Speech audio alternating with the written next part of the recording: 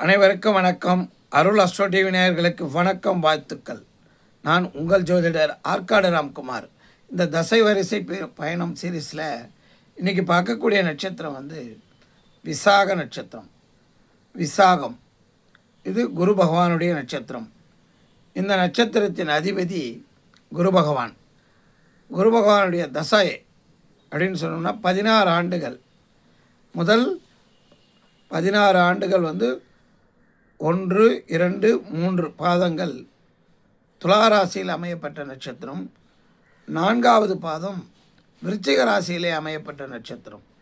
இந்த நட்சத்திரம் ஒரு உடைப்பட்ட நட்சத்திரம். அப்போ இந்த நட்சத்திரத்தின் அதிபதி குரு பகவான். அமையப்பட்ட ராசின்னு பார்த்தோம்னா துலா ராசி, விருச்சிக ராசி. இந்த 2 ராசியிலும் இருக்கின்றது தான் விசாக நட்சத்திரம். இவர்களுடைய தசை வரிசை பயணம் எப்படி அமையும்? அப்போ தசா வரிசை அப்படின்னா முதலில் அவர் எந்த நட்சத்திரத்தில் பிறக்கின்றாரோ அந்த நட்சத்திரத்தின் அதிபதியின் தசை முதல் தசையாக ஜென்ம தசையாக அமையும்.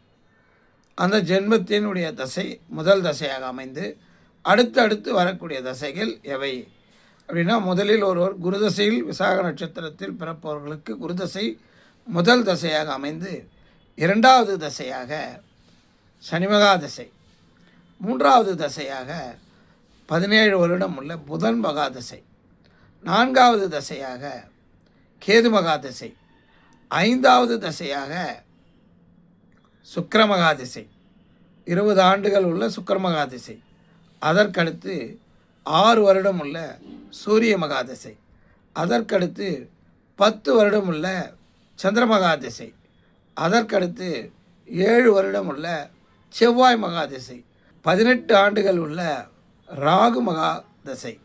இப்படி இவர்களுடைய தசை வரிசை பயணம் ஆரம்ப தசை குரு தசையாகவும், அதற்கடுத்த தசை சனி மகாதசை, அதற்கடுத்த தசை புதன் மகாதசை, அதற்கடுத்ததாக கேது மகாதசை, சுக்கிர மகாதசை.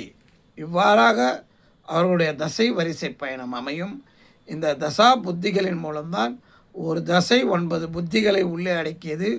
ஒரு தசை நடக்கிறது என்றால் அந்த தசையில் 9 புத்திகளின் பயணமும் சேர்ந்து தான் ஒரு தசையாக கோர்த்து ஒரு தசை உருவாகிறது. ஒரு தசைக்குள் 9 புத்திகள் உள்ளது. இந்த 9 புத்திகளும் தசைகளும் சேர்ந்து ஒரு ஜாதகருடைய வளர்ச்சியை தீர்மானிக்கிறது.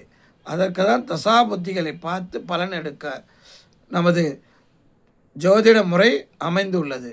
நன்றி, வணக்கம்.